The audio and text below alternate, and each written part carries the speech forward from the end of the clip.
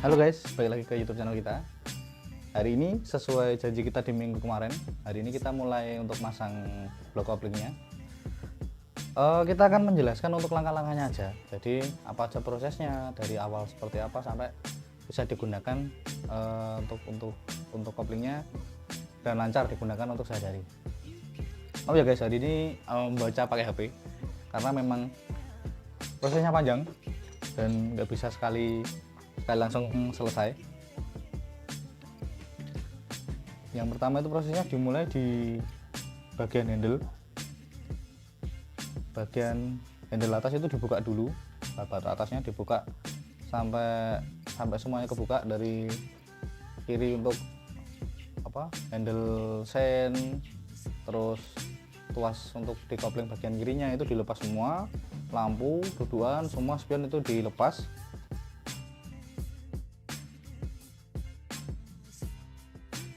Lalu yang selanjutnya itu didudukan spionnya. Dudukan spionnya itu digerinda sampai lepas, karena posisinya itu untuk tuas koplingnya yang atas. Untuk tuas kopling yang atas atau handle kopling itu digerinda dulu baru bisa dipasang.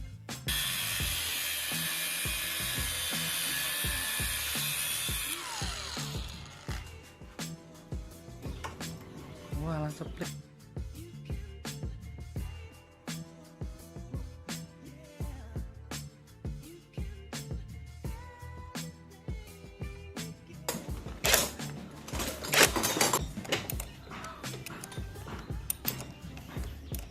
Setelah handle kopling sudah terpasang, terus diatur untuk olornya.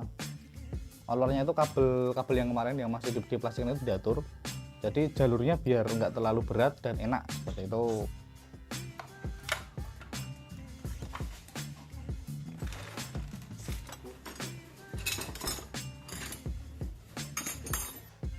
Terus yang ketiga baru mulai untuk di bagian mesinnya. Bagian mesinnya dimulai pertama melepas blok kanannya dilepas, terus step bagian bawah juga dilepas. Jadi olinya keluar dulu semua sampai bersih, itu semua baru dilepas semua.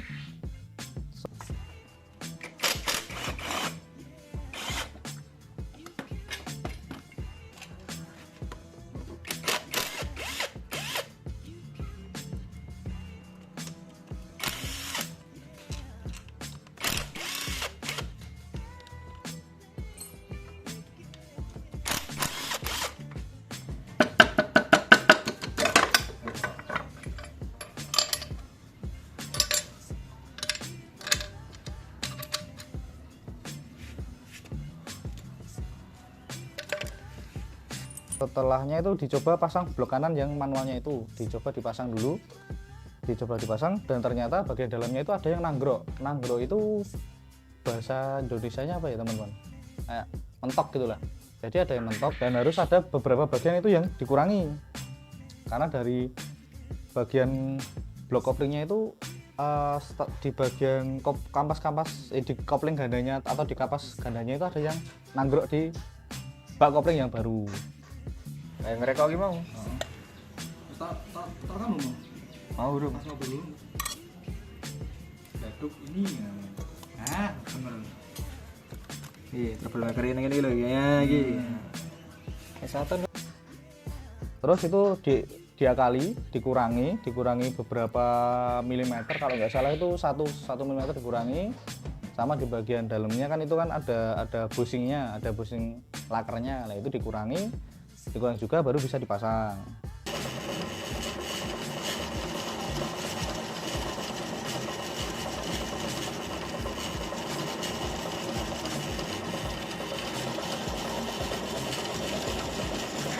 Setelah itu udah masuk, sudah selesai untuk proses mengakalinya itu, lalu setelah itu merubah tuas kopling yang di bagian bawah yang di mesin kanan. Kan tuas koplingnya itu kan posisinya kalau dipasang itu ternyata sangat ke belakang. Mohon maaf nggak ada footage-nya karena kemarin lupa buat videonya di situ. Nah, itu dirubah dari dudukan atasnya itu yang sudah dilas itu digerinda ulang, lalu untuk penyodoknya diatur untuk penyodoknya biar sesuai dan tuasnya itu nggak terlalu ke belakang, kayak gitu.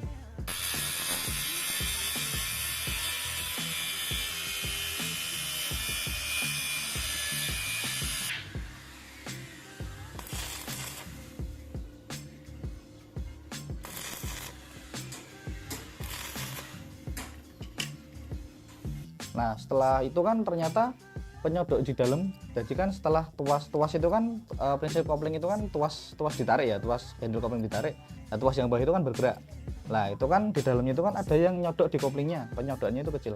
Nah penyodoknya itu ternyata dari bawaan yang kita beli terlalu panjang, karena kalau terlalu panjang kan mentok sampai ininya kan nggak bisa ditarik lagi, itu dikurangi juga beberapa mili, untuk pastinya berapa milinya kurang tahu.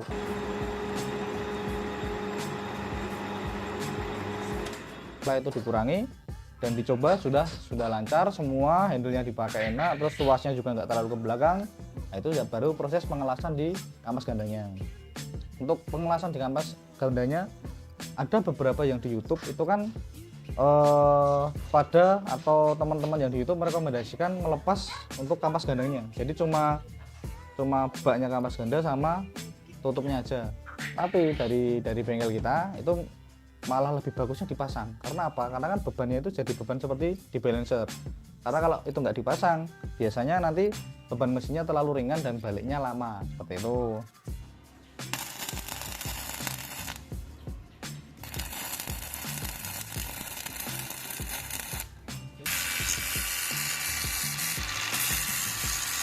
Setelah dilasnya itu sudah selesai semua, sudah dilas, terus posisi olor juga sudah pas, baru mulai buat untuk dudukan. Jadi dudukan untuk olor yang bawah itu kan udah dapat bawaannya kemarin, tapi dari bawahnya itu kita dicoba ternyata posisi tuas atas ditarik itu ada kayak meleyot sedikit gitu, meleyot sedikit, dan posisinya dari bengkel kita dibuatkan dudukan barunya lebih kuat, langsung dari pakai plat baja kayak gitu, dibuat seperti jadi kalau bawaannya itu kan kayak kelihatan kita pakai kopling. Nah ini dibuatnya agak masuk ke dalam atau mepet di blok dalam gitu. Oke, setelah itu udah selesai, bagian mesin selesai, olor selesai, handle selesai, baru proses selanjutnya cowaknya itu cowak di bagian kiri. Jadi di cover sen kiri itu kan covernya kalau grand kan tertutup ya di bagian kirinya, lah itu dicowak atau apa ya bahasanya ya, diberi lubang. Jadi posisi handle-nya itu biar bisa ditarik itu dikasih lubang agak lumayan besar sih, dan itu enggak untuk cowaknya enggak cuma di covernya itu aja, bagian sen juga ada yang dikurangi, jadi biar apa hitungannya kelihatan clean seperti ini bawaan pabrik.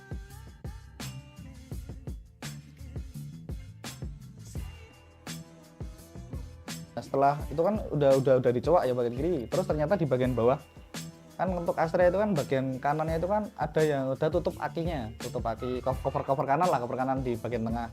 Nah itu dicowak juga karena posisinya tuasnya itu kan memang agak masuk, tuas kopling yang bawah di kopling bak kanan itu kan agak masuk. Nah, itu dicowak juga atau dikurangi beberapa sentimeter.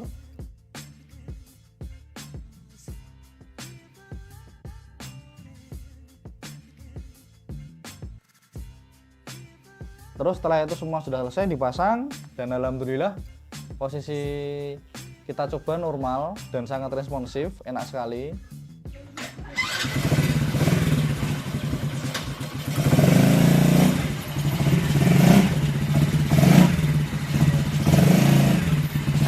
Nah, untuk mungkin prosesnya cuma itu aja sih, nggak terlalu panjang, tapi memang ada beberapa bagian penting yang harus digarisbawahi. Contoh yang pertama kan kalau teman-teman mau pakai apa ya handle kopling di Astrea Grand itu kan yang pertama dudukan untuk spionnya kan dilepas. Teman-teman bisa, kalau teman-teman ada teman yang bisa ngelas, biasanya itu bisa dibuatkan. Tapi kalau mau enak, kemarin ada beberapa referensi dari YouTube dan dari Google juga, itu bisa pakai rumah untuk handle kopling yang kiri itu pakai punyanya RX Special atau RX. Nah, itu dudukannya sudah pas dengan lubang spion juga. Nah itu saya baru mau nyari karena posisinya kemarin dapat referensinya mepet di waktu kita pasang, jadi belum dipasang. Jadi sementara spion kiri belum dipasang.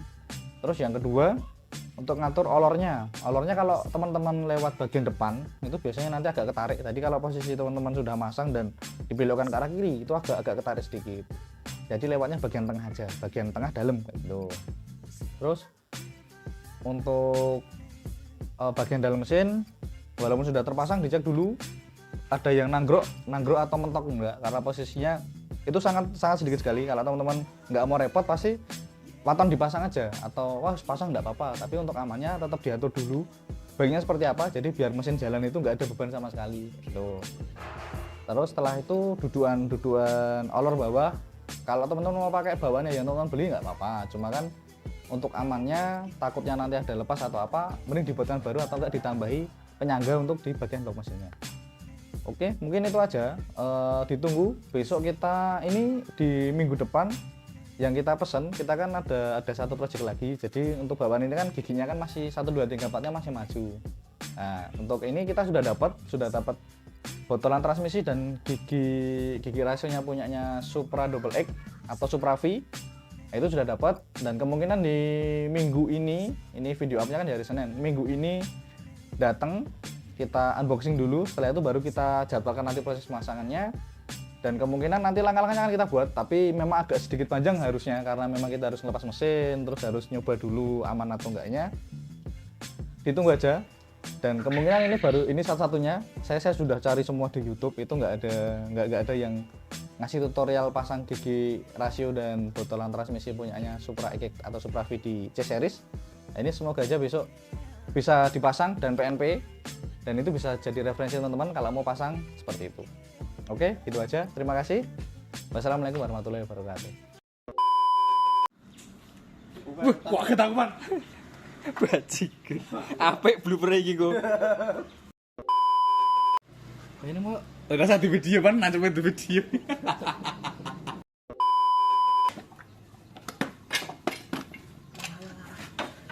ketarik